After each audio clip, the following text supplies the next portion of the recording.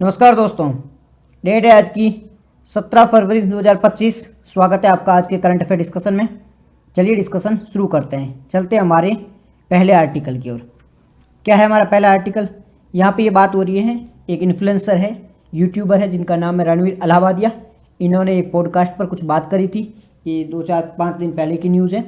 समय रैना ये भी एक यूट्यूबर है। इनके जो शो था इंडिया गॉट टैलेंट, यहाँ पर जाके इन्होंने कुछ बात करी थी। तो ये जो बोले थे ना शब्द, इसके बाद में पूरे देश में बहुत बड़ा बवाल मच गया। पूरा देश इनको क्रिटिसाइज़ कर रहा है, काफ़ी ज़्यादा ये बवंडर मचा था। तो यहाँ पर हमारे एग्ज़ाम के पर्सपेक्टिव से क्या चीज़ें कम आ सकती है। देखो, सबसे पहले आपको कोई एक चीज़ समझनी होगी कि ये जो यूट्यूबर है, इन्होंने जो बात बोली है वो गलत है। We agree with all public जो कह रही है कि हाँ ये गलत बोला ये है, तो हम एग्री करते हैं वो गलत बोला है। गलत बोलते ही उस व्यक्ति ने आके सॉरी बोल दिया पब्लिकली, ओके, माफ़ी मांग ली। उन्होंने शो भी डिलीट कर दिया, जो भी वो एपिसोड था वो डिलीट कर दिया। यहाँ बात ख़त्म हो जानी चाहिए थी, ठीक है। या फिर थोड़ा बहुत उनको बोल देते भाई ठीक है आपको ये आगे से नहीं करना इन फ्यूचर, ये सारी चीज़ें बोल हो सकती थी। अब इसके बाद में क्या हो रहा है, इसके बाद में पूरी एक लॉबी है वो इनके पीछे पड़ गई है। सारी चीज़ों का रेस्पॉन्सिबल इनको ठहरा दिया गया। भाई वो एक कॉमेडियन है, इनका शो का फॉर्मेट है ना, वो पब्लिकली डाला गया था, वो यूट्यूब पे डाला गया था और वो भी मेंबर्स के लिए। आप OTT पे जाते हो, कैसे कैसे वल्गर वहाँ पे चीज़ें देखने को मिलती है। कोई देखता है, अल्ट बालाजी नाम सुना होगा आपने, वहाँ पे कितनी गंदी चीज़ें दिखाई जाती है। कोई इस पर एक्शन ले रहा है, कोई इसके खिलाफ बात कर रहा है? नहीं कर रहा है। यहाँ पे पूरा देश इकट्ठा हो गया। तो ये एक लॉबी के द्वारा काम किया जा रहा है। ये 25-26 साल के लड़के हैं, उनके खिलाफ ऐसा माहौल तैयार किया जा रहा है। तो इस लेवल की जो सेंसरशिप है ना, सेंसरशिप होनी चाहिए। वो गवर्नमेंट एक लीगल लॉ लेके आई, गवर्नमेंट तय करे कि किस हद तक कॉमेडी की जा सकती है, किसी को रोस्ट किया जा सकता है तो किस हद तक किया जा सकता है। ऐसा नहीं कि अब इन्होंने बोल दिया है हाँ वो गलत था, किसी भी बिल्कुल वो गलत था, कोई भी उसे सही नहीं ठहरा सकता है। बट इसके लिए यही नहीं कि आप जाके उसको मतलब डेथ थ्रेट दे दो, जान से मारने की धमकियाँ दे दो। और ऐसा नहीं कि उसकी माँ बाप के साथ में गलत बिहेव करो, उसकी मम्मी को थ्रेट मिल रहे हैं, रेप थ्रेट मिल रहे हैं, तो ये तो कतई जायज़ नहीं है। पूरी लॉबी उसके पीछे पड़ गई है। अब ये देखा आपने, आज की न्यूज़ है, दिल्ली में वो चल रहा है, पूरा इवेंट चल रहा है, वो 10-15 लोग भी मर गए हैं, वो घटना हो गई है। वहाँ पे कोई एक्शन नहीं लिया जा रहा है। एक्शन कहाँ लिया जा रहा है गवर्नमेंट का? नहीं भाई इसने गलत क्यों लिया। 2 राज्य के CM इसके खिलाफ आके बात करते हैं, पार्लियामेंट में इस पर डिस्कस होता है। भाई इस लेवल पर नहीं होना है। उन्होंने गलत बोला, ख़त्म करो। आप पूरे देश का मुद्दा बना दिया इसको, इतना बड़ा क्राइम कर दिया कि इन पूरे देश में जो भी चीज़ हो रही है वो इसकी वजह से हो रहा है। इतना नहीं है, नॉर्मल है, तो छोड़ो उसको बात। ये हमारा एक लीगल एस्पेक्ट था, इसने हमने देख लिया। एथिकल एस्पेक्ट था। बात करिए हमारे एग्जाम में क्या काम की चीज़ है। हमारे एग्जाम में काम की चीज़ आती है आर्टिकल 19। आर्टिकल 19(1) ये क्या बात करता है? ये बात करता है फ्रीडम ऑफ एक्सप्रेशन की बात करता है। ये कहता है कि कोई भी व्यक्ति है उसके पास में अधिकार है कि वो अपनी भावनाओं को व्यक्त कर सकता है। उसको ये फंडामेंटल राइट मूल अधिकार में दिया गया है, मूल अधिकार ये उसको मिला हुआ है। साथ ही साथ में आर्टिकल 19(2) ये कहता है कि उस व्यक्ति के जो उसको फ्रीडम ऑफ एक्सप्रेशन का अधिकार दिया गया है उस पर कुछ लिमिट है, उसको लिमिट से ज़्यादा वो चीज़ें नहीं बोल सकता।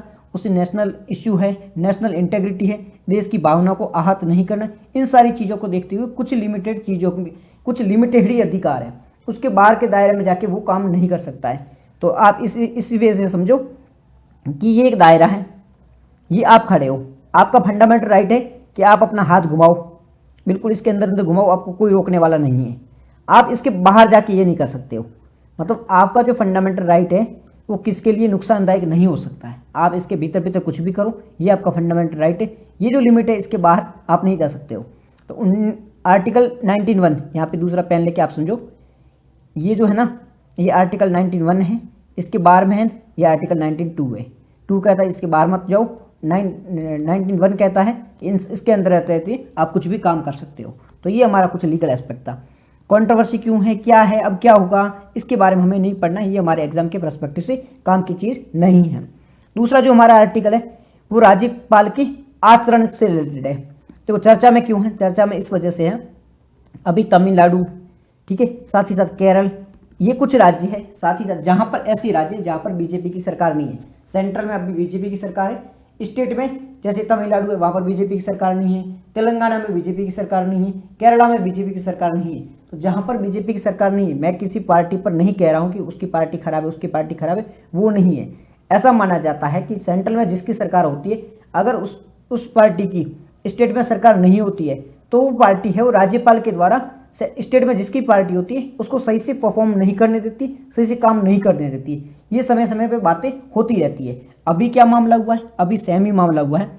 केरल है, उनके द्वारा केरल जो स्टेट है, केरल राज्य, उसके द्वारा सुप्रीम कोर्ट में एक याचिका दर्ज करी गई है।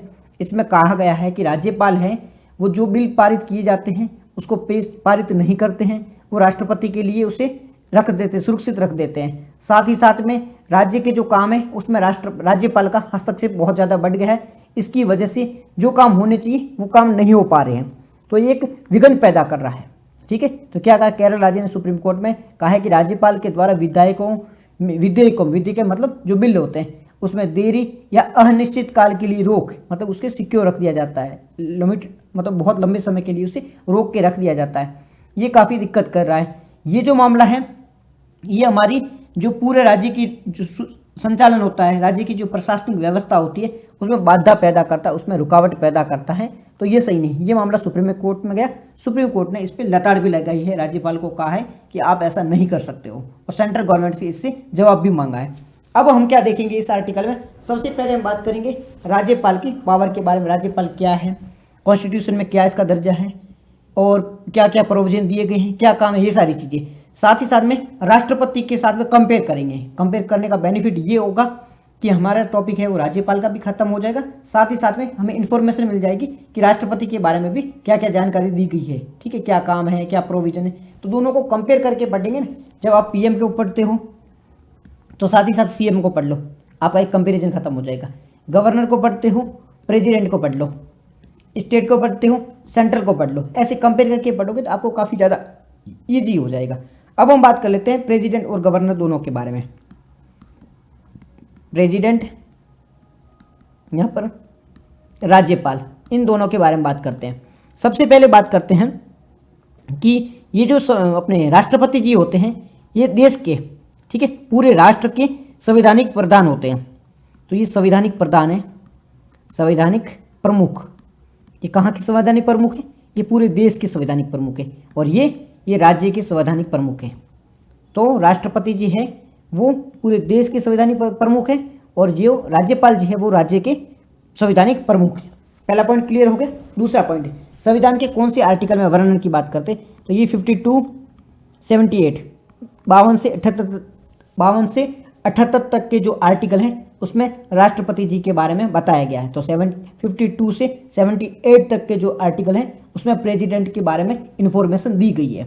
नेक्स्ट बात करते हैं गवर्नर के बारे में। तो गवर्नर के बारे में कहाँ कहाँ इंफॉर्मेशन दी गई है, तो 153 से 167, 153 से 167, 153 से 167 तक के जो आर्टिकल हैं, 153 से 167 तक के जो आर्टिकल है उसमें गवर्नर के बारे में इंफॉर्मेशन दी गई है। नेक्स्ट बात करते हैं संवैधानिक प्रमुख के बारे में। बात कर ली है कि जो हमारे राष्ट्रपति जी होते हैं वो संवैधानिक प्रमुख यानी कॉन्स्टिट्यूशनल हेड होते हैं, ठीक है, वो कार्यपालिका के प्रमुख होते हैं। और सेम राज्यपाल के बारे में बात करें तो ये राज्य सरकार का प्रतिनिधित्व करते हैं, और राज्य होता है उसका प्रमुख होते हैं। ठीक है, बात करते हैं प्रतिनिधित्व की यानी रिप्रेजेंटेशन या रिप्रेजेंट। तो प्रेसिडेंट किसको रिप्रेजेंट करते हैं, प्रेसिडेंट हैं वो भारत सरकार को रिप्रेजेंट करते हैं। ठीक है, भारत सरकार कहो या केंद्र सरकार कहो, इसको रिप्रेजेंट करते हैं यानी कि केंद्र सरकार के प्रतिनिधित्व करते हैं। और राज्यपाल किसका करते हैं, तो ये राज्य सरकार का प्रतिनिधित्व करते हैं, स्टेट गवर्नमेंट होती है उसका रिप्रेजेंटेशन करते हैं। ठीक है, नेक्स्ट पॉइंट है अपॉइंटमेंट की, कि अपॉइंट कौन करता है। प्रेसिडेंट को अपॉइंट किसके द्वारा किया जाता है, तो प्रेसिडेंट को वैसे किसी के द्वारा अपॉइंट नहीं किया जाता है, बट जो इनके लिए क्या होता है, इनके लिए इलेक्शन किया जाता है। प्रेसिडेंट के लिए इलेक्शन होता है वो इलेक्टोरल कॉलेज के माध्यम से होता है। इलेक्टोरल कॉलेज में क्या होता है, जो स्टेट गवर्नमेंट क्या होता है, जैसे कि एमपी है, जहाँ पे लोकसभा के एमपी है, साथ ही साथ में राज्यसभा के एमपी है, जो इलेक्टेड एमपी है, ठीक है, ये भाग लेते हैं। साथ ही साथ में एमएलए है, अलग अलग राज्य जो एमएलए होते हैं वो सारे भाग लेते हैं। तो कौन कौन भाग लेता है प्रेसिडेंट के इलेक्शन में, एमपी, इलेक्टेड एमपी, लोकसभा के इलेक्टेड एमपी होते हैं, राज्यसभा के ये भाग लेते हैं, और एमएलए भाग लेते हैं। राज्यपाल है, इनका कोई डायरेक्ट इलेक्शन नहीं होता है। ठीक है, राज्यपाल का कोई डायरेक्ट इलेक्शन नहीं होता है, इनको जो अपॉइंट किया जाता है वो प्रेसिडेंट जी के द्वारा किया जाता है। तो राज्यपाल को अपॉइंट कौन करता है, राज्यपाल की नियुक्ति किसके द्वारा की जाती है, राज्यपाल की नियुक्ति है वो प्रेसिडेंट के द्वारा की जाती है, और प्रेसिडेंट की नियुक्ति नहीं होती है। प्रेसिडेंट के लिए चुनाव करवाया जाता है। चुनाव में कौन भाग लेता है? चुनाव में भाग लिया जाता है एमएलए का और एमपी का। एमपी कहाँ के? एमपी लोकसभा के एमपी और राज्यसभा के एमपी, जो भी चुने हुए होने चाहिए, इलेक्टेड होने चाहिए। नॉमिनेटेड इलेक्ट मेंबर हैं वो प्रेसिडेंट के चुनाव में भाग नहीं ले सकते हैं। पॉइंट को याद रखना, नॉमिनेटेड जो एमपी होते हैं वो प्रेसिडेंट के चुनाव में भाग नहीं लेते हैं। और राज्यपाल का कोई इलेक्शन नहीं होता है। राज्यपाल को अपॉइंट किया जाता है सेंट्रल गवर्नमेंट की सिफारिश पर, केंद्र सरकार की सिफारिशों पर राष्ट्रपति जी के द्वारा राज्यपाल को अपॉइंट किया जाता है। ये पॉइंट क्लियर हो गया? ठीक है, इसमें कोई कन्फ्यूजन नहीं होनी चाहिए। चुनाव, राष्ट्रपति जी का चुनाव है, प्रेसिडेंट का जो चुनाव है उसके बारे में आर्टिकल 54 और 55 में लिखा गया है। आर्टिकल 54 और 55 में राष्ट्रपति के चुनाव के बारे में लिखा गया है। कौन कौन मेंबर भाग लेगा? लोकसभा प्लस राज्यसभा, इसके एमपी, चुने हुए एमपी, ठीक है। साथ ही साथ में विधानसभाओं के निर्वाचित, यानी कि चुने हुए, विधानसभाओं के भी चुने हुए एमपी है, चुने हुए एमएलए हैं, वही भाग लेंगे। और राज्यपाल में भी से कोई इलेक्शन नहीं होता है, वो डायरेक्ट प्रोसेस है, इलेक्टेड, वो प्रेसिडेंट के द्वारा अपॉइंटेड होते हैं।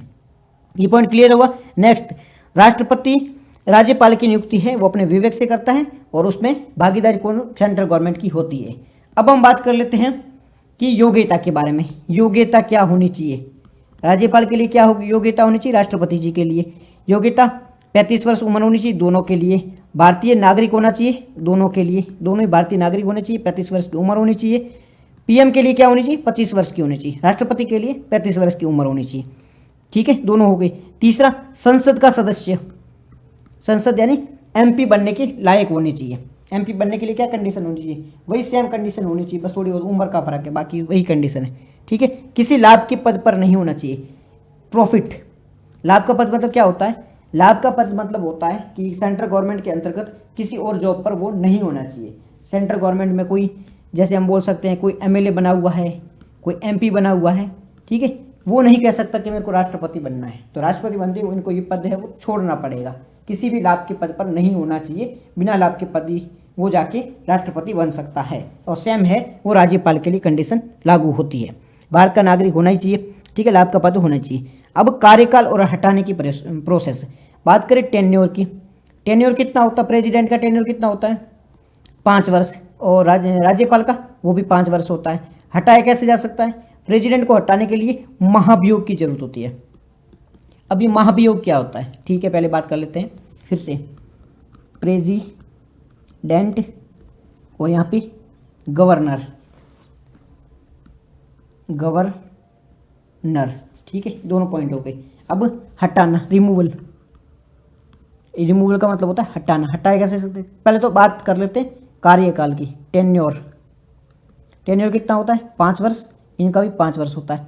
रिमूवल की बात करें तो इनको रिमूव करने के लिए आवश्यकता होती है किसकी? महाभियोग की। महाभियोग यानी कि इम्पीचमेंट। इम्पीचमेंट की स्पेलिंग क्या होगी? इम्पीचमेंट की आवश्यकता होगी। अब गवर्नर के लिए इम्पीचमेंट की आवश्यकता नहीं होती है। अब इम्पीचमेंट में होता है क्या? महाभियोग में क्या होता है? महाभियोग के लिए पहले तो राष्ट्रपति कदाचार, कोई ऐसे काम करे इसके लिए राष्ट्रपति लायक न हो, ऐसे काम करे तभी राष्ट्रपति को हटाया जा सकता है, वो इम्पीचमेंट के माध्यम से। इसके लिए वोटिंग वगैरह होती है, ठीक है, स्पेशल मेजोरिटी से ये वोटिंग होती है। उसके बाद ही राष्ट्रपति को अपने पद से हटाया जाता है इम्पीचमेंट के माध्यम से। गवर्नर के लिए ऐसा नहीं है। गवर्नर को कौन हटा सकता है? गवर्नर को राष्ट्रपति, प्रेसिडेंट कब हटा सकता है? ये प्रेसिडेंट की प्रसाद मतलब प्रेसिडेंट की मर्जी पर ये डिपेंड करते हैं। जब प्रेसिडेंट की मर्जी गई, सेंट्रल गवर्नमेंट बोला प्रेसिडेंट को भाई हमारी मर्जी खत्म, आप इस गवर्नर को हटा दो, तो वो कभी भी हटा सकते हैं। यानी कि प्रेसिडेंट के रहमो करम पे गवर्नर है वो अपने पद पर रहता है। तो गवर्नर के लिए फिक्स कोई टेन्योर नहीं है, ना ही कोई महाभियोग की आवश्यकता होती है। ठीक है, ये चीज़ याद रखिए, इसमें कन्फ्यूजन नहीं होना चाहिए। और महाभियोग के बारे में संविधान के कौन से आर्टिकल में लिखा गया है? आर्टिकल 61 में लिखा गया है। महाभियोग के बारे में आर्टिकल 61 में लिखा गया है। ये पॉइंट भी आप याद रखना। चलते हैं अब नेक्स्ट पेज की ओर चलते हैं। ठीक है, यहाँ पे नेक्स्ट पेज देख लो, एक बार नीचे लेते हैं आगे। ठीक है, ये इतना क्लियर हो गया। उसके बाद में बात करते हैं पुनर्नियुक्ति, रीअपॉइंटमेंट। रीअपॉइंटमेंट दोनों की हो सकती है। यस, रीअपॉइंटमेंट दोनों की हो सकती है, राष्ट्रपति जी की भी हो सकती है, गवर्नर की भी हो सकती है। एक व्यक्ति कितनी बार भी वो बन सकता है। एक व्यक्ति है वो कितने राज्यों का गवर्नर बन सकता है, एक व्यक्ति कितने राज्यों का गवर्नर बन सकता है, तो एक व्यक्ति कितने भी राज्यों का गवर्नर बन सकता है। ऐसा कोई बाध्यकारी नहीं है कि एक व्यक्ति ओनली एक राज्य का गवर्नर बने, ऐसा कहीं नहीं लिखा है। एक व्यक्ति कितने भी राज्यों का गवर्नर बन सकता है। ठीक है, अब बात करते हैं पावर की, क्या क्या काम करना चाहिए, क्या क्या पावर होती, शक्तियाँ होती, उसके बारे में बात कर लेते हैं। ठीक है, बात करें शक्तियों की, पावर की, पावर या शक्तियाँ, इसके बारे में बात करें तो सबसे पहला पॉइंट आता है, क्या पावर आता है, एग्जीक्यूटिव, कार्यकारी शक्तियाँ, कार्यकारी शक्तियाँ यानी कि एग्जीक्यूटिव पावर। अब ये एग्जीक्यूटिव पावर होती क्या है, इसका मतलब होता है कोई भी विषय राष्ट्रपति या राज्यपाल ये होते हैं कार्यकाल के प्रमुख के रूप में काम करते हैं। यानी कि राष्ट्रपति होते हैं वो केंद्र सरकार की एग्जीक्यूटिव हेड होते, एग्जीक्यूटिव जैसे कि वो होते हैं, कौन है एग्जीक्यूटिव, मतलब नॉमिनेटेड होते हैं वो, मतलब एक तो वास्तविक होते हैं, वास्तविक कौन होते हैं, वास्तविक प्रधानमंत्री होते हैं, और ये राष्ट्रपति होते हैं, ये वास्तविक नहीं होते, ये नॉमिनल हेड होते हैं। मतलब कहा तो जाएगा कि भाई ये हेड है, किसको कहा जाएगा, प्रेसिडेंट को कहा जाएगा, पर रियल में फंक्शन कौन करेगा, काम कौन करेगा, तो वो प्राइम मिनिस्टर के द्वारा किया जाएगा। तो राष्ट्रपति और राज्यपाल हैं उनमें ये होता है, वो रियल हेड नहीं होते हैं, वो नॉमिनल हेड होते हैं। रियल में जो काम करते हैं वो सीएम और पीएम करते हैं, ये तो ओनली नाम मात्र के हेड होते हैं। ये चीज़ आप क्लियर होना चाहिए कि ये नाम मात्र होते हैं। मतलब एक देखो, आपके पापा हैं, आपके दादाजी है, काम सारा आपके पापा संभाल रहे हैं, दादाजी तो ओनली नाम मात्र के, हाँ भाई दादाजी की चलती है, दादाजी की चलती कुछ नहीं है, वो नाम मात्र का उनको बिठा रखा है, काम जो सारा है वो पापा संभाल रहे हैं। तो वैसा सीन है कि यहाँ राष्ट्रपति जी हैं वो पापा है, दादाजी है, और पापा कौन है, पापा है वो आपके खुद के पिताजी हैं, यानी कि सेंट्रल गवर्नमेंट है। काम कौन संभाल रहा है, सेंट्रल गवर्नमेंट संभाल रही है, और किसके नाम से संभाल रही है, तो वो राष्ट्रपति जी के नाम पे संभाल रही है। ये सारे इसके अंतर्गत किया जाता है काम। ठीक है, इतनी चीज़ ईजी हो गई। अब बात कर लेते हैं कि ये किन किन की नियुक्ति करते हैं, अपॉइंटमेंट किन किन की इनके द्वारा की जाती है। तो राष्ट्रपति अपॉइंटमेंट किस किस की करते हैं, राष्ट्रपति कैग की अपॉइंटमेंट करते हैं, कंट्रोलर जनरल ऑफ इंडिया है उनकी अपॉइंटमेंट कौन करते हैं, राष्ट्रपति करते हैं। Controller general of India, Bharat के जो ये होते हैं ना कंट्रोलर जनरल कैग होते हैं ना, उनकी अपॉइंटमेंट किन के द्वारा की जाती है, उनकी अपॉइंटमेंट राष्ट्रपति द्वारा की जाती है। ठीक है, साथ ही साथ में चीफ इलेक्शन कमीशन CEC, इसकी अपॉइंटमेंट भी राष्ट्रपति जी द्वारा की जाती है। तो ये पॉइंट याद रखना, राष्ट्रपति किस किस की अपॉइंटमेंट करते हैं। ठीक है, PM की अपॉइंटमेंट कौन करता है, राष्ट्रपति करते हैं। PM की सलाह पर जो मिनिस्टर्स होते हैं उनकी अपॉइंटमेंट किसके द्वारा की जाती है, राष्ट्रपति द्वारा की जाती है। सेम गवर्नर हाई कोर्ट के जज की अपॉइंटमेंट करते हैं, और ये CM की अपॉइंटमेंट करते हैं। CM की सलाह पर जो मिनिस्टर अपॉइंट हैं वो गवर्नर द्वारा की जाते हैं। तो ये पॉइंट आप क्लियर करना।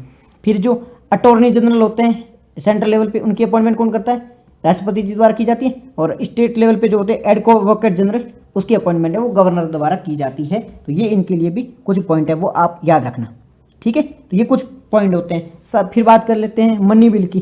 तो कोई भी मनी बिल होता है वो गवर्नर और प्रेसिडेंट की पूर्व अनुमति, पहले से अनुमति के बाद ही पेश किया जाएगा। कोई भी मनी बिल है वो गवर्नर और राष्ट्रपति की पूर्व अनुमति के पहले पेश नहीं किया जा सकता। ये पॉइंट हमेशा आप याद रखना, पहले इनकी अनुमति ली जाएगी उसके बाद ही वो पेश किया जाएगा। ये इश्यू आपको समझ में आ गया होगा। अब यहाँ पे क्या दिक्कत देखने को मिलती है, अनुच्छेद 200 है वो राष्ट्रपति जी की शक्तियों के बारे में बात करता है। हमने बात करती है इनकी गवर्नर की शक्तियाँ क्या होती, तो ये जो अनुच्छेद 200 है वो राज्यपाल की शक्तियों के बारे में बात करता है। राज्यपाल के पास में क्या क्या पावर है उसके बारे में बात करता है। अनुच्छेद 200 आर्टिकल 200 है वो किसके बारे में बात करता है, वो गवर्नर की पावर के बारे में बात करता है।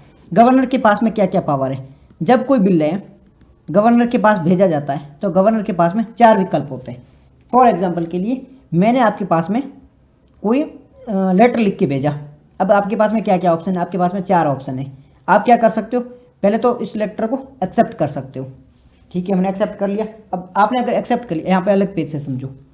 ठीक है, ऐसे गवर्नर है, ठीक है, ये CM है, CM ने बिल भेजा, लेटर भेजा, इसके पास क्या ऑप्शन है, पहला एक्सेप्ट।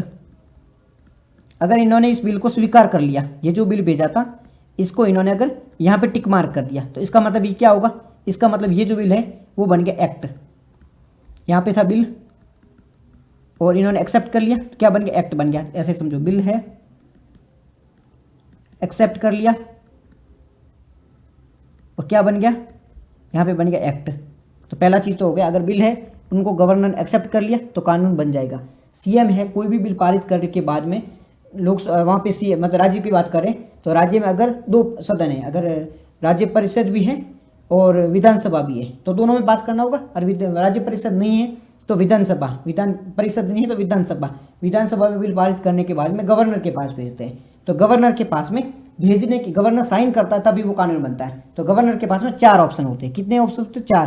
पहले में वो एक्सेप्ट कर सकता है, अगर एक्सेप्ट करेगा तो वो कानून बन जाएगा, तो वो बिल का काम हो गया खत्म, अब वो कानून बन गया। दूसरा ऑप्शन क्या होता है? दूसरा ऑप्शन होगा कि एक तो वो एक्सेप्ट कर लेगा तो काम हो ही गया। एक्सेप्ट के बाद में वो इसे क्या कर सकता है? वापस भेज सकता है, रिटर्न कर सकता है। तो अगर रिटर्न कर दिया तो क्या होगा? ये जाएगा वापस सीएम के पास में।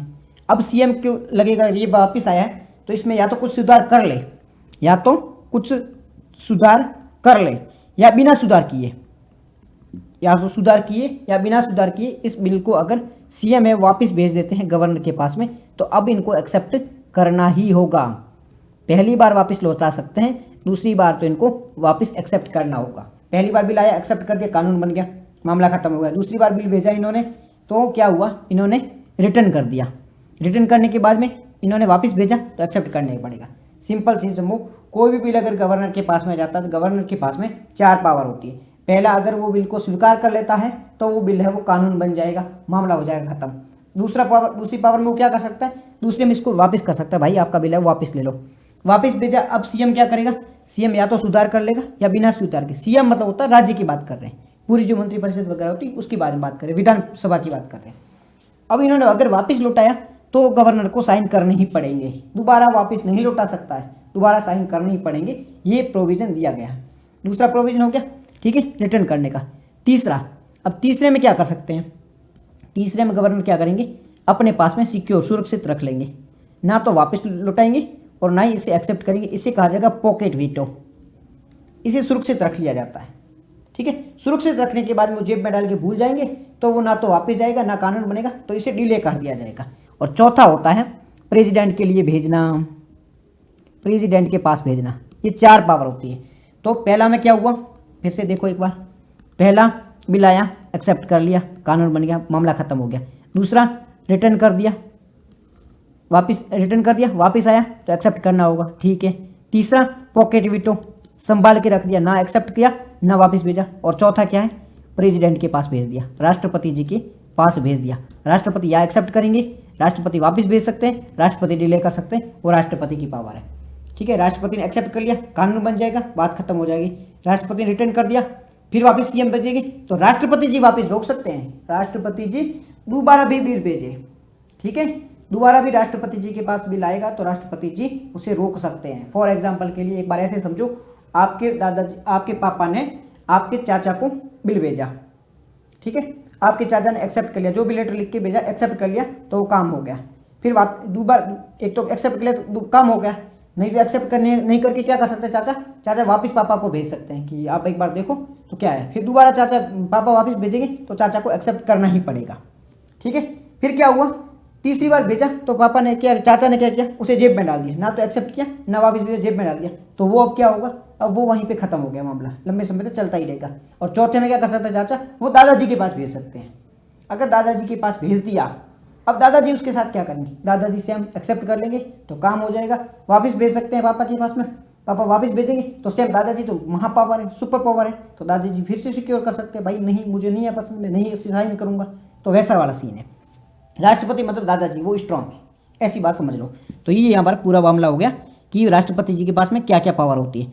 तो राष्ट्रपति जी के पास में, गवर्नर के बारे में बात करते हैं, गवर्नर के पास में होती है स्वीकार कर सकते हैं, एसेंट दे सकते, एक्सेप्ट कर सकते हैं, ठीक है, विद होल्ड रख सकते हैं, रिटर्न रोका सकते हैं और प्रेसिडेंट के पास में भेज सकते हैं। अगर प्रेसिडेंट के पास में हो गया तो प्रेसिडेंट उनको सिक्योर रख सकते, कुछ भी कर सकते हैं। और प्रेसिडेंट के पास में कब भेजा सकता है? जब वो बिल है वो राष्ट्रहित का, देश हित का कोई बिल हो, जहाँ पे देश का मुद्दा कोई इंटरेस्टेड हो, तब जाके वो बिल है वो राष्ट्रपति जी के पास में भेजा जाएगा। बाकी छोटा मोटा है वो राष्ट्रपति जी के साथ में नहीं भेजा जाएगा। ये बात आपको खत्म हो गई। अब हम बात कर लेते हैं इससे दिक्कतें क्या होती है। हमने सारी चीज़ें देख ली, भाई राष्ट्रपति के साथ में भेजा जाता है, ये सारी चीज़ें देखी, पर प्रॉब्लम को क्या हो रही है और ये सुप्रीम कोर्ट में जा क्यों रहा है मुद्दा? तो देखो प्रॉब्लम ये हो रही है कि ऐसे जो बिल होते हैं उसको अगर छोटी मोटी बातों के लिए अगर गवर्नर रोक के रखेगा तो इससे दिक्कत ये हो जाएगी कि ऐसे काम ही नहीं चलेगा।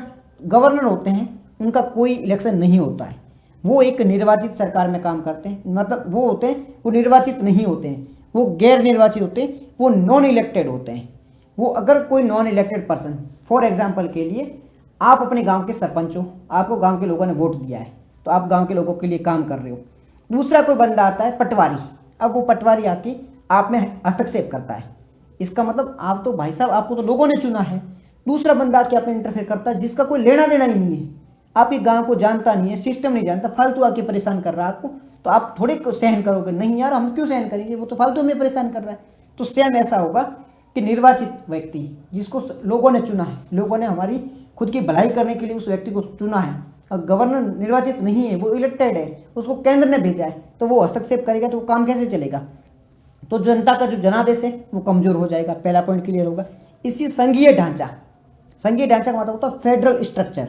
हम ये बात करें, ये मेंस में क्वेश्चन पूछा जा सकता है कि गवर्नर है और उसके और राष्ट्रपति मुख्यमंत्री के बीच में जो बार बार तनाव देखने को मिलता है, राज्य और गवर्नर के बीच में तनाव देखने को मिलता है, संघीय ढांचा पे क्वेश्चन बन सकता है। तो ऐसा अगर मेंस में क्वेश्चन बनता है तो वहाँ पर ऐसे पॉइंट यूज किए जा सकते हैं कि ये लोकतंत्र के लिए खतरा है, हमारे जो लोकतांत्रिक स्ट्रक्चर है उसके लिए खतरा है। दूसरे पॉइंट में ये लिख सकते हो कि हमारे संघीय ढांचे के लिए खतरा है। हमारा संघीय ढांचा क्या कहता है, हमारा जो फेडरल स्ट्रक्चर है वो क्या कहता है, वो कहता है कि केंद्र और राज्य के बीच में शक्तियों का समझौता है, एक समान रूप से चलेगी, ना केंद्र राज्यों में हस्तक्षेप करेगा न राज्य वो केंद्र में हस्तक्षेप करेगा। दोनों अपने अपनी पावर को एंजॉय करेंगे, दोनों अपने अपने लिए अपने अपने लोगों के लिए काम करेंगे, दोनों एक दूसरे के साथ मिलके अच्छे से काम करेंगे। बट अगर इस प्रकार का काम हुआ जहाँ राज्यपाल बिना बात के राज्यों में हस्तक्षेप कर रहा है तो वो हमारे संघीय ढांचे को नुकसान करता है, हमारे फेडरल स्ट्रक्चर को नुकसान करता है। हमारा जो फेडरल स्ट्रक्चर है ये हमारा एक बुनियादी ढांचा है, ये हमारा एक बेसिक स्ट्रक्चर है, ठीक है। तो इसे नुकसान नहीं किया जा सकता है। तीसरा, ये जवाबदेही को कम करता है। जवाबदेही का मतलब होता है रेस्पॉन्सिबिलिटी, अकाउंटेबिलिटी को कम करता है। अकाउंटेबिलिटी कैसे कम होती है कि राज्यपाल बिना कारण लगाए अगर ऐसी प्रकार से बिना कारण बताए इस प्रकार से अगर बिल को रोकेगा राज्यपाल, तो भाई वो अकाउंटेबिलिटी तय नहीं रहेगी। राज्यपाल तो बता ही नहीं कि भाई मेरी मर्जी है, मैंने बिल को रोक दिया, तो बेचारे वो सीएम वो काम कैसे करेगा, वो नहीं कर पाएगा, तो वो दिक्कत आएगी। इसे शासन में देरी होगी, कोई कानून बहुत ज़्यादा जरूरी हो, जो रूल और लॉ के लिए जरूरी, लॉ एंड ऑर्डर के लिए जरूरी हो, उसे अगर रोक दिया जाएगा तो वो काम कैसे करेगी, और जनता का विश्वास कम होगा। ये सारी चीज़ें कम हो सकती है। अब कौन कौन से बिल है वो राष्ट्रपति के पास में भेजने चाहिए गवर्नर को, तो ऐसा बिल हो जो राष्ट्रपति जी के लिए जरूरी हो, ठीक है। कोई जो उच्च न्यायालय जो हाई कोर्ट होता है उसकी स्थिति में कोई परिवर्तन करने वाला बिल हो तो राष्ट्रपति के पास में भेजना चाहिए, और साथ ही साथ में जो संविधान के जो प्रावधान है उनके खिलाफ हो, ठीक है, देश के लिए नुकसानदायक हो, संपत्ति का अधिकरण कर रहे हो, इस प्रकार के बिल हो तो ही राष्ट्रपति जी के पास में विचार के लिए भेजने चाहिए। अन्यथा छोटे मोटे बिल है, अन्यथा जो राज्य के कार्यकाल के लिए जरूरी है, जो लॉ एंड ऑर्डर के लिए जरूरी है, जो राज्य को प्रशासन को नियंत्रित रूप से चलाने के लिए जरूरी है, ऐसे बिल को भेजने की जरूरत नहीं है। अगर ऐसे बिल भेजे जाएंगे तो हमारा पूरा जो स्ट्रक्चर है वो खत्म हो जाएगा, ठीक है। अब राज्यपाल की विवेकाधीन शक्तियों के बारे में बात कर लेते हैं कि राज्यपाल को क्या क्या शक्तियां दी गई है। विवेकाधीन शक्तियों के बारे में बात करें तो ये विवेकाधीन का मतलब होता है डिस्क्रिशनरी। इसके बारे में बात करें तो कौन कौन सी शक्तियाँ, ये जो वर्णन किया गया आर्टिकल 163 के अंतर्गत किया गया है। कौन कौन सी शक्तियाँ होती हैं, राज्यपाल कब विवेकाधीन शक्तियों का उपयोग करता है, जब वो मुख्यमंत्री की अपॉइंटमेंट करता है। अगर कोई व्यक्ति है, कोई मतलब किसी राज्य का राज्यपाल है, फॉर एग्जाम्पल की बात करते हैं मध्य प्रदेश, महाराष्ट्र की, महाराष्ट्र में 3 पार्टियां हैं, बीजेपी है, कांग्रेस है, एनसीपी है, शिवसेना, 4 पार्टियां हैं, चारों में से किसी के पास में स्पष्ट बहुमत नहीं है। फॉर एग्जाम्पल बात करें रियलमी, फॉर एग्जाम्पल के लिए, अब किसी के पास स्पष्ट बहुमत नहीं है तो वहाँ पे राज्यपाल अपनी सूझबूझ से काम करेगा, पहले उस पार्टी को दे सकता है, वो राज्यपाल पे डिपेंड करता है। जब स्पष्ट बहुमत नहीं है तो राज्यपाल की भूमिका बढ़ जाती है ऐसी स्थिति में। तो पहला पॉइंट ये है कि मुख्यमंत्री की नियुक्ति करनी हो, जब किसी पार्टी को स्पष्ट बहुमत नहीं हो तो राज्यपाल की पावर है वो बढ़ जाती है। दूसरा, अविश्वास प्रस्ताव, अविश्वास प्रस्ताव जो पारित किया जाता है तो उस पर राज्यपाल की भूमिका बढ़ जाती है। अविश्वास प्रस्ताव क्या होता है, जब किसी पार्टी के पास में, मतलब जो अभी बीजेपी सरकार है वो केंद्र में है, तो विपक्ष वाली पार्टी को लगता है कि बीजेपी के पास में स्पष्ट बहुमत नहीं है तो वो अविश्वास प्रस्ताव है वो पारित कर सकते हैं, और अगर ये अविश्वास प्रस्ताव पारित हो जाता है तो बीजेपी को इस्तीफा देना पड़ सकता है। तो इसे कहा जाता है अविश्वास प्रस्ताव। तो इस पे कोई निर्णय लेना हो राज्यों में तो राज्यपाल की भूमिका बढ़ जाती है, और केंद्र में लेना हो तो राष्ट्रपति की भूमिका बढ़ जाती है। राज्य में राष्ट्रपति शासन लगाना हो, आर्टिकल 53, 356, 356 के तहत 356 के तहत जब राज्य में राष्ट्रपति शासन लगाना हो तो इसकी घोषणा कौन करेगा, मतलब इसके लिए राष्ट्रपति जी को सिफारिश कौन देगा, तो वो राज्यपाल के द्वारा दी जाएगी, गवर्नर के द्वारा दी जाएगी। लगाएगा कौन, राष्ट्रपति लगाएगा, लेकिन सूचना कौन देगा, तो वो गवर्नर देगा। ये चीज़ हो सकती है, ठीक है। इस प्रकार के मामले देखने को मिलते हैं, इससे नुकसान होता है तो इसे रोकने की कोशिश की जानी चाहिए। ये हमारा पूरा पहला आर्टिकल है। उसके बाद नेक्स्ट आर्टिकल है, ये ग्लोबल नॉर्थ और ग्लोबल साउथ के बारे में बात करता है। ग्लोबल नॉर्थ का मतलब क्या होता है, ये पूरा वर्ल्ड है। अब नॉर्थ का मतलब ये नहीं कि ये नॉर्थ में रह रहे हैं वो नॉर्थ में, साउथ में रह रहे हैं वो साउथ में, नहीं। ऐसे देश जो डेवलप है, ऐसे देश जो डेवलप है उसे कहा जाता है ग्लोबल नॉर्थ के देश। और जो डेवलपिंग है, लिंग है, उसे क्या, डेवलपिंग है, उनको क्या कहा जाएगा, ING वालों को क्या कहा जाएगा, वो ग्लोबल साउथ के देश कहा जाएगा। तो ग्लोबल साउथ में कौन कौन से देश आते हैं, एक तो डेवलपिंग आते हैं, विकासशील आते हैं, ठीक है, विकासशील, और एक है अर्धविकसित, जो पूरी तरह से विकसित नहीं हुए हैं, जैसे कि भारत है, ब्राज़ील है, साउथ अफ्रीका है, ठीक है। ये किस में आते हैं, ये डेवलपिंग कंट्री में आते हैं, ठीक है। तो ये ग्लोबल साउथ में आएगा। लिस्ट डेवलप में कौन कौन से, पाकिस्तान है, कई सारे अफ्रीका कंट्री है, ये लिस्ट डेवलपिंग कंट्री में आ जाते हैं। तो इसको कहा जाता है ग्लोबल साउथ के कंट्री। तो ग्लोबल नॉर्थ में कौन कौन से आते हैं, डेवलप कंट्री, US है, यूरोप के काफ़ी सारे कंट्री है, यूरोप के, और रसिया है, जापान है, ये सारे, ऑस्ट्रेलिया है, ये किस में आएगा, ये सारे, जो ऑस्ट्रेलिया देखो साउथ में पड़ता है बट वो भी ग्लोबल नॉर्थ में आ जाता है, क्योंकि ये डेवलप कंट्री है, तो ये सारे ग्लोबल नॉर्थ में चले जाएंगे। तो ग्लोबल नॉर्थ का मतलब है जो डेवलप है, और ग्लोबल साउथ का मतलब है जो लीस्ट डेवलप है या फिर डेवलपिंग है। तो ये दोनों के बीच में अंतर है। अब जो हमारे प्रधानमंत्री मोदी जी है, जो इन्होंने बहुत ही बड़ी वक्ता बने हुए हैं, या फिर बहुत ही बड़े प्रवक्ता बने हुए, या ग्लोबल साउथ का जो कॉन्सेप्ट है इससे बड़े लेवल पे प्रमोट कर रहे हैं।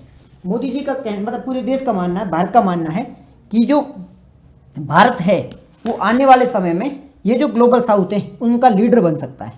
एक तो भारत की इकोनॉमी बहुत ज़्यादा बढ़ रही है, साथ ही साथ में ये जो ग्लोबल साउथ के देश है ये बाकी देशों से बहुत ज़्यादा परेशान है। कैसे परेशान है, चाइना अगर किसी को ऋण देता है, लोन देता है, तो वो लोन में फंसा देता है, डेब्ट ट्रैप में फंसा देता है। पहले लोन देता है, ठीक है, फिर उस पर काफ़ी ज़्यादा परेशान करता है, वहाँ इन्वेस्ट करता है, ये चीज़ें करके फंसा देता है, फिर वापस लोन को चुकाने के लिए उनको लोन लेना पड़ता है। इस प्रकार से एक वो ट्रैप में बन जाते हैं। लोन दिया, ठीक है, ये चाइना ने लोन दिया, फिर लोन चुकाया नहीं, फिर वापस लोन लो, फिर लोन लो, ऐसे करके ट्रैप में फंसा लेता है, फिर उनकी ज़मीनों को हड़प लेता है। इस प्रकार से चाइना की रणनीति होती है। तो इससे सारे देश हैं तो वो परेशान है। अमेरिका है वो बिना बात के इंटरफेयर करता है, इससे भी सारे देश परेशान हैं। तो इन सारे देशों के फ्रस्ट्रेशन की वजह से वो धीरे धीरे इंडिया के करीब आ रहे हैं। और यही इंडिया का मेन पॉइंट है कि ग्लोबल साउथ के जो देश हैं वहाँ पर इंडिया लीडर बन सकता है, उनकी जो भी प्रॉब्लम है उनको हाईलाइट कर सकता है। इसलिए आपने देखा होगा G20 का मुद्दा हो, जहाँ पर G20 की बैठक हो, या कहीं भी WTO कहीं भी बैठक हो, वहाँ इंडिया हर बार ग्लोबल साउथ की वकालत करता है। और वकालत इसलिए करता है कि इंडिया दम रखता है, इंडिया की क्षमता है कि आने वाले समय में इंडिया है वो ग्लोबल साउथ का लीडर बन सकता है, और इंडिया में वो पावर है, कैपेबिलिटी है कि इंडिया ये काम कर सकता है। इसलिए इंडिया कोशिश भी कर रहा है, ठीक है। अब यहाँ पे खबरों में क्यों है, खबर तो हमारे काम की नहीं है। ग्लोबल साउथ में क्या है, हमने कहीं देखे थे कि कई सारे देखे थे, जैसे कि नेम है, गुट निरपेक्ष आंदोलन है, और भी कई सारी चीज़ें। अब धीरे धीरे जो भी संगठन थे वो खत्म होने लगे, इनका वर्चस्व अभी रहा नहीं। नेम धीरे धीरे खत्म हो गया, रेलेवेंट नहीं रहा है। बड़े बड़े संगठन थे वो भी रेलेवेंट नहीं रहे हैं, UN भी अब रेलेवेंट नहीं रहा है। तो एक अलग प्रकार के संगठन की आवश्यकता पड़ रही है, तो वहाँ पर इंडिया है वो मुख्य भूमिका निभा सकता है। साथ ही हमने बात करी थी अमेरिका, चाइना वगैरह, इनसे दूसरे देश है वो परेशान है, तो वो धीरे धीरे इंडिया के करीब भी आ रहे हैं, और इंडिया इसमें महत्वपूर्ण भूमिका निभा सकता है। इंडिया इसलिए हर अलग अलग जो स्टेज होते हैं वहाँ पर इन देशों की बात करता है। अब ये कॉन्सेप्ट दिया होता है, एक तो ग्लोबल नॉर्थ, इसमें ये सारे देश आते हैं, साउथ इसमें ये देश आते हैं। नॉर्थ में कौन कौन से आते हैं, अमेरिका, कनाडा, यूरोप, रसिया है, ऑस्ट्रेलिया, न्यूजीलैंड, ये सारे नॉर्थ में आते हैं। और साउथ में एशिया के जो इंडिया, पाकिस्तान वगैरह सारे हैं, अफ्रीका के सारे देश हैं, दक्षिण अमेरिका के सारे देश हैं, ये किस में आते हैं, साउथ में आते हैं। कुछ और टर्मिनोलॉजी भी होती है, जैसे फर्स्ट वर्ल्ड कंट्री है, सेकंड वर्ल्ड कंट्री है, थर्ड वर्ल्ड कंट्री है। अब ये क्या होता है, फर्स्ट वर्ल्ड का मतलब होता है US है, जापान है, ठीक है, UK है, ये फर्स्ट वर्ल्ड में आ गए। सेकंड वर्ल्ड में कौन से, इंडिया है, चाइना है, रसिया है, ये सेकंड वर्ल्ड के अंतर्गत। थर्ड वर्ल्ड में जो अफ्रीका की कंट्री है ये थर्ड वर्ल्ड के अंतर्गत आते हैं। तो ये किसके अंतर्गत माना जाता है, ये माना जाता है, एक तो ये टर्म यूज होता था जब कोल्ड वार चल रहा था उस दौरान ये टर्म यूज हुआ करता था कि भाई ये कंट्री काफ़ी विकसित है, तो फर्स्ट वर्ल्ड में आ गई, सेकेंड वर्ल्ड थोड़ा कम विकसित है, थर्ड वर्ल्ड मतलब बहुत ही कम विकसित है। ठीक है, कुछ और टर्मिनोलॉजी भी यूज होती थी, जैसे कि पूर्वी और पश्चिमी देश, वेस्टर्न कंट्रीज। वेस्टर्न कंट्री किसे कहा जाता है? जो भी डेवलप कंट्रीज है, जापान है, यूएस है, ठीक है, यूके है, जो यूरोप के कंट्रीज है, इन सबको किस में रखा जाता था? तो इन सबको वेस्टर्न कंट्री के अंतर्गत रखा जाता था। इसका मतलब जापान वेस्ट में नहीं है, फिर भी जापान को वेस्टर्न कंट्री के अंतर्गत रखा जाता था। और जो ईस्टर्न कंट्रीज है उसमें कौन थे? जो गरीब देश है वो ईस्टर्न के अंतर्गत आते थे। तो ये कुछ प्रकार की टर्मिनोलॉजी यूज होती है, तो इसका मतलब यही होता है। कहीं टर्मिनोलॉजी देखो तो वहाँ पर यूज हो सकता है। यही बात हो रही थी पूरी इस आर्टिकल में। नेक्स्ट क्या आर्टिकल है हमारा? नेक्स्ट आर्टिकल है यूरेशियन ओटर है, उसको कश्मीर घाटी में देखा गया है। यूरेशियन ओटर क्या है और उसको कहाँ देखा गया, इस आर्टिकल में ये चीज़ें जिक्र करेंगे, बातें करेंगे इसके बारे में। तो न्यूज़ में इस वजह से है कि अभी 25 वर्षों में पहली बार है जो यूरेशियन ओटर है उसको देखा गया है। कहाँ पर देखा गया है? ये गुरेज घाटी, कहाँ पर है ये गुरेज घाटी? कश्मीर में यहाँ पर देखा गया है। तो अब कौन सी जगह पर देखा गया, किस जगह देखा गया है? तो एक रिवर है जिसका नाम है किशन गंगा रिवर। किशन गंगा रिवर में इसे देखा गया है। और किशन गंगा रिवर कहाँ फ्लो होती है? ये जम्मू कश्मीर के अंतर्गत फ्लो होती है। अब हम बात कर लेते हैं यूरेशियन ओटर के बारे में या ओटर के बारे में। तो यूरेशियन ओटर की बात करें तो ये मीठे और खारे पानी के अंतर्गत रहता है। मीठे पानी में भी रह सकता है और खारे पानी के अंतर्गत भी रह सकता है। परिवार कौन सा है ये याद रखने की जरूरत नहीं है, यूपीएससी क्वेश्चन में पूछेगा तो आपको याद नहीं रहेगा। यूरेशियन ओटर जो मीठे पानी खारे पानी दोनों जगह रहता है, पहला पॉइंट क्लियर होगा। दूसरा, ये कहाँ पर है, ये इसका स्थानीय नाम क्या है? इसका स्थानीय नाम है वोदूर। ये पॉइंट याद रखना, इस पर क्वेश्चन पूछा जा सकता है। इसका स्थानीय नाम क्या है? वोदूर। यूरेशियन ओटर मीठे पानी में रहता है, खारे पानी में रहता है, स्थानीय नाम क्या है? वोदूर। स्थानीय नाम क्या है इसका? वोदूर स्थानीय नाम है। ये जलीय पारिस्थितिकी तंत्र का स्वास्थ्य को बनाए रखता है। क्या पॉइंट क्या कहना चाहता है? जो वाटर मतलब जो जलीय इकोसिस्टम होता है, जो मरीन इकोसिस्टम होता है, उसकी हेल्थ को बनाए रखता है, उसके स्वास्थ्य को बनाए रखता है। किस प्रकार से? जल को प्रदूषित होने से बचाता है। ठीक है, जल में जो भी पॉल्यूटेंट आते हैं उनको खत्म कर देता है, तो उनको पॉल्यूटेड होने के बचाता है, उसको स्वस्थ रखने में महत्वपूर्ण भूमिका निभाता है। इसके आहार के बारे में बात करें कि क्या क्या चीज़ें ये खाता है, तो क्या क्या चीज़ें खाता है? ये झींगे क्रस्टेशियन खाता है, ठीक है, मछलियाँ खाता है, सरीसृप है जो अंडे वगैरह, ये सारी चीज़ें खाई जाती है। आदित्य क्या होती है? ये सुबह से शाम तक एक्टिव होते हैं, तो यानी कि क्रेस्पिकुलर होते हैं, ठीक है, क्रेस्पिकुलर होते हैं। ओके, ये सारी चीज़ें आपको समझ में आ गई होगी। ये इंट्रोडक्शन है। कहाँ पर ये देखे जाते हैं? ये तो ये फैमिली है मोस्ट फ्रेश वाटर एंड जो खारा पानी जो होता है वहाँ दोनों कोस्टल वाटर होता है, वहाँ दोनों जगह देखा जाता है। जम्मू कश्मीर में देखा गया था, तो इसके बारे में इन्फॉर्मेशन है। फिर हैबिटेट के बारे में बात करते हैं, प्राकृतिक आवास के बारे में बात करें, नेचुरल हैबिटेट के बारे में बात करें, तो ये पॉइंट आप याद रखना, लॉजिक लगाना। प्रीली में अगर यूपीएससी क्वेश्चन पूछे कि जो यूरेशियन ओटर है ये क्या राजस्थान में पाया जाता है, देखो यहाँ पर हिमालय कहा गया है, पूर्वोत्तर भारत कहा गया, पश्चिम घाट कहा है, मतलब ये जो डेजर्टिक एरिया है वहाँ पर नहीं पाया जाता है। पहला आपका क्वेश्चन सॉल्व हो जाएगा। दूसरा, क्या ये केवल हिमालयन रीजन में ही देखा जाता है? नहीं, ये ईस्टर्न नॉर्थ ईस्ट में पाया जाता है, ये वेस्टर्न घाट में भी पाया जाता है। तो आपका दूसरा पॉइंट क्लियर हो जाएगा। क्या ये केवल नॉर्थ इंडिया में पाया जाता है? नहीं, ये साउथ में, नॉर्थ ईस्ट में भी पाया जा रहा है। इस प्रकार से आप आंसर निकाल सकते हो। प्रीलिम में ऐसे क्वेश्चन ही पूछे जाएंगे, क्या ऐसा हो सकता है, क्या ऐसा हो सकता है, तो एक पॉइंट को आप अलग अलग जगह इस प्रकार से यूज कर सकते हो। फिर IUCN की नियर थ्रेटेंड कैटेगरी के अंतर्गत आता है, तो ये इतना माइंड नहीं रखता, क्योंकि अगर क्रिटिकल इंडेंजर्ड हो और इंडेंजर्ड हो, वनरेबल हो, तो ये तो मैटर करते हैं बहुत ज़्यादा। और ये तो नियर थ्रेटेंड वगैरह थोड़ा कम ही क्वेश्चन पूछता है यूपीएससी, बाकी फिर भी याद तो रखना ही। नहीं पूछता इसका मतलब ये नहीं कि पूछेगा भी नहीं, पूछ सकता है, क्योंकि पूछा गया तो पूछ भी सकता है। ठीक है, तो ये क्वेश्चन हो गया।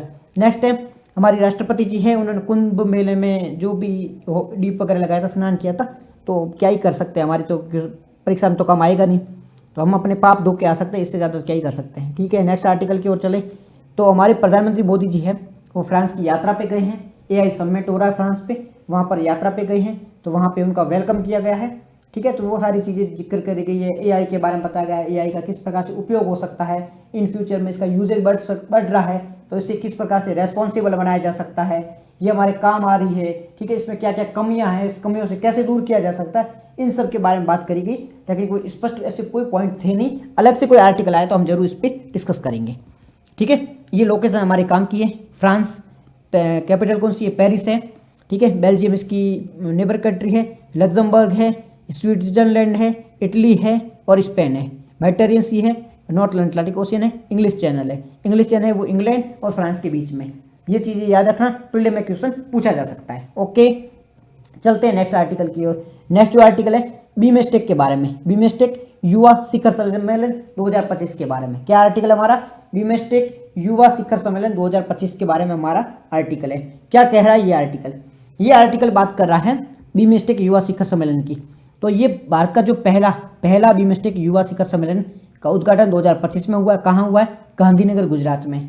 क्या यूपीएससी इस पे क्वेश्चन पूछ सकती है, ऐसे नहीं पूछ सकती कि भाई बीमस्टेक शिखर सम्मेलन का आयोजन कहाँ हुआ था, ऐसे नहीं पूछ सकती। अगर यूपीएससी ने पूछा तो इस प्रकार से क्वेश्चन पूछेगी, बीमस्टेक युवा शिखर सम्मेलन का आयोजन 4 स्टेटमेंट देगी कि पहला इसका स्टेटमेंट देगी कि इसका आयोजन कहाँ हुआ है, मुंबई में हुआ है, ठीक है, या दिल्ली में हुआ है। पहला स्टेटमेंट ये देगी। और इसका ये सेकंड बार आयोजन था, दूसरा आयोजन था, इस प्रकार से पूछेगी। एग्जैक्ट नहीं पूछेगी, राइट नहीं पूछेगी, रॉन्ग करके पूछेगी। इसलिए आपको पता होना चाहिए, ठीक है, कि गुजरात गांधीनगर में हुआ था और कहीं नहीं हुआ था, ठीक है। तो ऐसी स्टेटमेंट यूपीएससी पूछ सकती है। फिर ये क्या क्यों हुआ था, तो ये भारत में जो उद्यमिता होती है ना, जहाँ पे इंडस्ट्रियलिस्ट बनते हैं, तो उसके बारे में फोकस करती है। जो रीजनल कोलाबोरेशन होती है, क्षेत्रीय सहयोग होते हैं, उसके बारे में बात करते हैं। कौशल के बारे में, कौशल मतलब ट्रेनिंग दी जाए, स्किल दी जाए, उसके बारे में ये फोकस करता है। क्या क्या मुख्य बातें थी, थीम क्या थी, थीम थी अंतर बीमस्टेक आदान प्रदान के लिए युवा एक सेतु के रूप में। थीम याद रखना, youth as a bridge for inter BIMSTEC exchange. ये थीम याद रखना, यूपीएससी क्वेश्चन पूछ सकती है और कहीं और भी क्वेश्चन पूछा जा सकता है, तो थीम आपको याद होनी चाहिए। नेक्स्ट, युवा केंद्रित फोकस।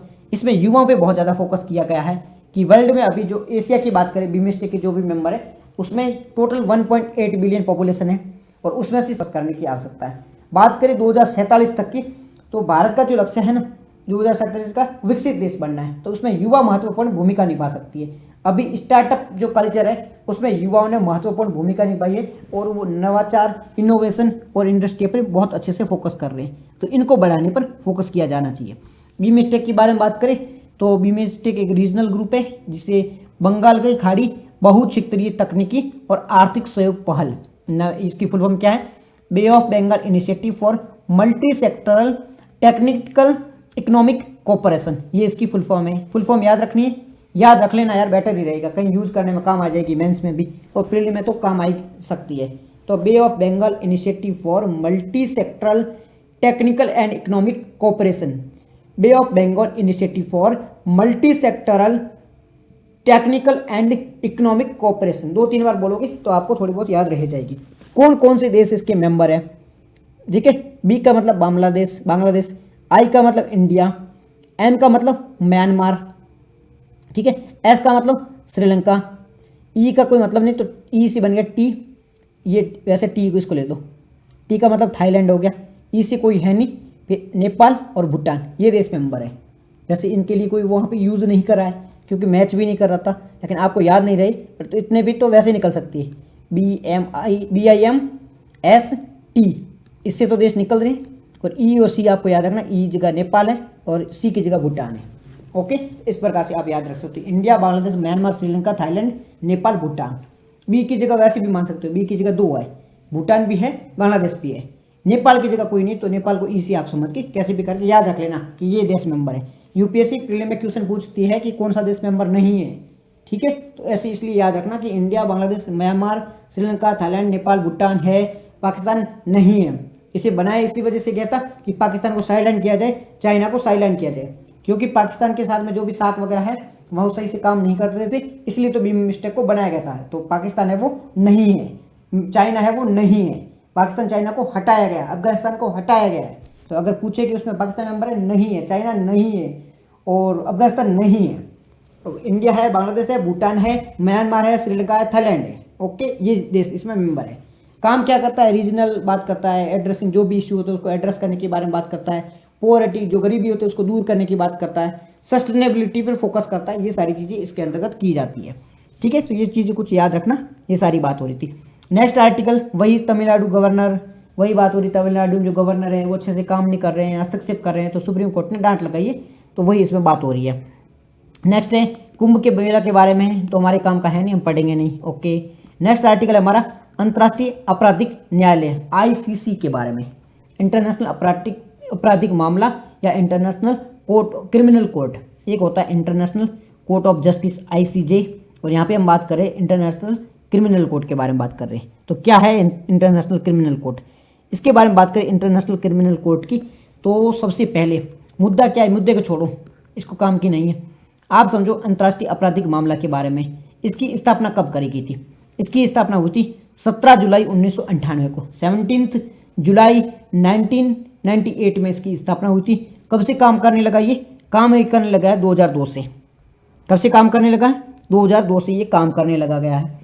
और ये पहला अंतर्राष्ट्रीय न्यायालय था, फर्स्ट इंटरनेशनल कोर्ट था, जो कोई भी अपराध है, गंभीर जो अपराध है, उनके लिए डायरेक्ट व्यक्तियों का मुकदमा सुनता है। जो आईसीजे है, अंतर्राष्ट्रीय जो न्यायालय है, अंतर्राष्ट्रीय इंटरनेशनल कोर्ट ऑफ जस्टिस है, वो देशों का मामला सुनता है, वो व्यक्तियों के मामले नहीं सुनता है। बट जो आईसीसी है, international court of criminal court है, इंटरनेशनल क्रिमिनल कोर्ट है, वो व्यक्तियों के मामले देखता है। तो ये पहला न्यायालय था जो डायरेक्ट व्यक्तियों का, इंडिविजुअल का मामला देख रहा है। जो इंडिविजुअल है, गंभीर क्राइम करते हैं, उनका मामला देख रहा है। तो ये पॉइंट आप याद रखना कि क्या ICJ international court of justice है, वो क्या किसी इंडिविजुअल के मामले देखता है? नहीं, आईसीसी है वो इंडिविजुअल का मामला देखता है, और पहला इस प्रकार का कोर्ट है। ओके, इसका मुख्यालय कहाँ है? हेग, नीदरलैंड में है। स्थापना रोम समिति, रोम स्टैट्यूट के तहत इसकी स्थापना हुई थी। ठीक है, कहाँ कहाँ क्या क्या मामला देखता है? नरसंहार, जीनोसाइड का कोई मामला उसको देखता है। वार क्राइम, युद्ध में कोई अपराध हुआ उसका मामला देखता है। क्राइम अगेंस्ट ह्यूमैनिटी, मानवता के खिलाफ कोई क्राइम हुआ उसको देखता है। आतंकवाद से संबंधित मुद्दों को देखता है। 2002 से ये प्रभावी हुआ है, तब से ये कार्रवाई कर रहा है। कितने मेंबर हैं? 124 देश इसके सदस्य हैं। भारत, अमेरिका, चाइना, रसिया वगैरह कुछ देश है वो इसके मेंबर नहीं है। और लेटेस्ट कौन बने? फिलीपींस 2015 में बना है। मलेशिया 2019 में इसका मेंबर बना है। लैंग्वेज कौन कौन सी? अंग्रेजी, चाइनाज, फ्रेंच और रसिया, स्पेनिश, ये इसकी कुछ स्पेसिफिक लैंग्वेज है। ये पॉइंट इसके बारे में पता होना चाहिए। पुलिस, इसकी खुद की पुलिस नहीं है, ये जो इसके मेंबर कंट्री है उन पर निर्भर करता है। और संयुक्त राष्ट्र के साथ में स्पेसिफिक कोई संबंध नहीं है, औपचारिक रूप से काम करता है। जांच कैसे करता है? जांच मुकदमा दर्ज कर सकता है जब कोई और कोर्ट है, जैसे भारत का कोर्ट इसकी कोई अपराधी है, भारत का कोर्ट उसका मामला नहीं देख रहा है, तब जाके ये मामलों में हाथ डालता है। ठीक है, तो ये पूरा आर्टिकल था। कुछ डिफरेंस भी देख लो, इस आर्टिकल में तो नहीं दे रखे हैं, पर वैसे हम बात कर लेते हैं किसके बारे में? आईसीसी के बारे में और आईसीजे के बारे में। ICC international criminal court, ICJ international court of justice के बारे में। स्थापना कब हुई थी इसकी? 2002 में। आईसीसी 2002 और इसकी 1945 में इसकी स्थापना हुई थी आईसीजे की। ठीक है, मुख्यालय कहाँ है? इसका भी हेग, नीदरलैंड में है, इसका भी हेग, नीदरलैंड में है। मुख्यालय दोनों का एक जगह है। काम क्या करता है? ये युद्ध में जो अपराध हुए हो, ये व्यक्तिगत मामलों को देखता है। ठीक है, व्यक्तिगत जो मामले होते हैं व्यक्तियों उनको देखता है। ये देशों के बीच के मामले को देखता है, जो यूएन के मेंबर है उनके बीच में कोई मामला हो जाए उसको देखता है। और इसकी स्थापना किससे हुई थी? रोम समिति हुई थी। रोम समिति के तहत इसकी स्थापना हुई थी, और इसकी इसी संयुक्त राष्ट्र यूएन के चार्टर है, चार्टर उसके तहत इसकी स्थापना हुई थी। ठीक है, ये एक इंडिपेंडेंट बॉडी है, स्वतंत्र निकाय है, और ये जितने भी संयुक्त राष्ट्र के ऑर्गन हैं, जितने भी देश है उनके तहत काम करता है। ये इंडिविजुअल भी, ये देशों के मामले देखता है। ये क्या करता है? ये लीगल जजमेंट देता है। और ये क्या करता है? जो आईसीसी है, आईसीसी लीगल मैटर नहीं देखता है, जो पनिशमेंट वगैरह के मुद्दे देखता है। आईसीसी के मेंबर कितने हैं? 123 देश हैं आईसीसी के, और उसके 195 जो जितने भी यूएन के हैं इतने इतने आईसीजे के मेंबर हैं। ठीक है, तो ये पूरे हैं वो आईसीसी और आईसीजे के बीच में कुछ अंतर थे। ठीक है, चलते हैं हमारे नेक्स्ट आर्टिकल की ओर। यहाँ पर गाजा, ट्रंप वगैरह वही बातें चल रही है, तो हमारे काम की है नहीं, इसको डिस्कस करेंगे नहीं। नेक्स्ट, पोंगडिंग लेक के बारे में। अभी क्यों चर्चा में है पोंगडिंग लेक? ये इस वजह से चर्चा है क्योंकि यहाँ पे जो प्रजाति है पक्षियों की, इनकी संख्या अचानक बढ़ गई है, काफ़ी ज़्यादा संख्या देखने को मिली है। अभी गणना हुई थी, जो बर्ड्स होते हैं, जो पक्षी होते हैं, उनकी आबादी की गणना हुई थी, तो गणना में देखा गया कि इनकी संख्या काफ़ी बढ़ गई है, इस वजह से ये चर्चा में। बात करें पोंगडिंग लेक की, तो कहाँ पर ये लोकेटेड है? ये देखो सतलज रिवर है, यहाँ पर ये ब्यास रिवर है, और यहाँ पर ये लोकेटेड है पोंगडिंग लेक। ठीक है, ये हिमाचल प्रदेश है ऊपर वाला, नीचे वाला पंजाब है, तो यहाँ पर हिमाचल प्रदेश में लोकेटेड है पोंगडिंग लेक। ठीक है, तो पोंगडिंग लेक वन्य जीव अभ्यारण्य के बारे में बात करें तो ये बनास, जो ब्यास रिवर है ना, बनास नहीं ब्यास रिवर, यहाँ पर एक मानव निर्मित इंसानों के द्वारा यानी कि ह्यूमन के द्वारा, इंसानों के द्वारा मैन मेड एक जलाशय है। तो पोंगडेक लेक है, पोंगडेक झील है, वो कहाँ पर लोकेटेड है? ये ब्यास नदी पर लोकेटेड है, ब्यास नदी पर स्थित है। मानव निर्मित एक झील है, इसे महाराणा प्रताप सागर भी कहा जाता है। कहाँ पर ये है? ये हिमाचल प्रदेश की शिवालिक पहाड़ियों में एक आर्द्र भूमि है, यानी कि ये एक वेटलैंड है। इसे 1994 में राष्ट्रीय महत्व की आर्द्र भूमि घोषित किया गया था और 2002 में इसे रामसर स्थल के रूप में भी मान्यता दी गई थी। यहाँ पर कौन कौन सी वनस्पतियाँ हैं? घास के मैदान है, वन है, कुछ नीलगिरी है, बबूल है, शीशम है, ये सारे हैं।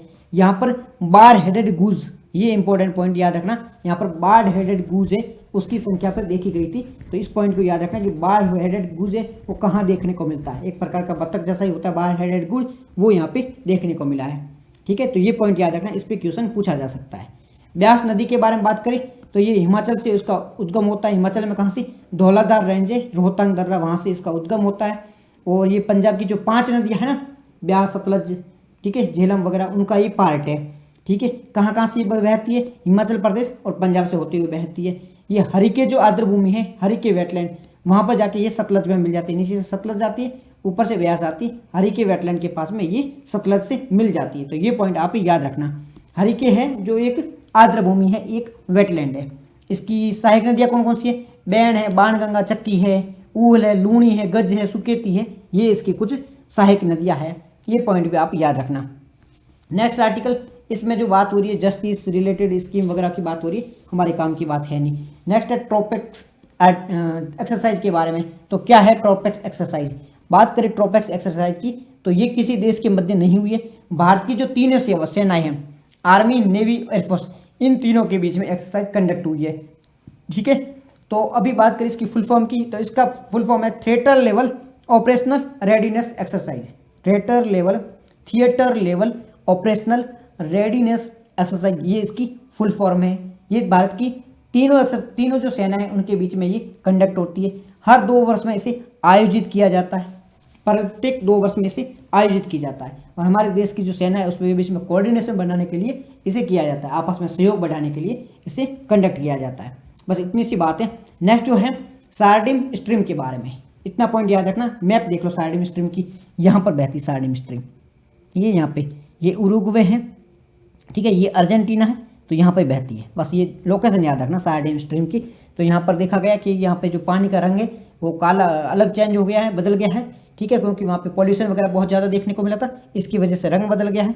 अब ज़्यादा डिटेल में जाना नहीं है, बस इसकी लोकेशन आपको पता होनी चाहिए कि सार्डिम ये है कहाँ पर, सार्डिम स्ट्रीम। ठीक है, बाकी क्या मुद्दा है आपके काम का नहीं है।